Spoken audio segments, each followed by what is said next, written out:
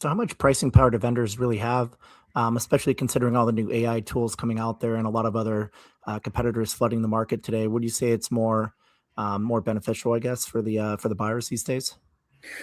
It really depends on the company, because with that tightening cycle in 2022 through 2025, we saw large companies. When you think of like the Salesforce, LinkedIn's, Microsoft, they still have a lot of power. That in that case, it still technically is a seller's market. We saw them consistently raise prices year over year, with minimal impact to churn. Right. So when we're looking at players like that, you still are going to have some power, just not as much as I think a lot of companies would want to have. When we think of companies more like HubSpot, Gong, SalesLoft, OneTrust, like companies more in the middle tier space, and especially when we move into niche vendors, it is becoming more of a seller's market. I'm sorry, more of a buyer's market, purely because there's so much competition in that space, and companies now know, for one initiative, there's probably 20 plus tools that you can use. You do not need to stick with a vendor.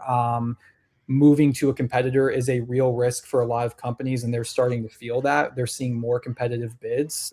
So it is, right now the buyer does have more power when you're in that middle tier. But again, if you move up to the bigger tier, again, companies like Salesforce, still going to be a little bit of a seller's market there for those companies.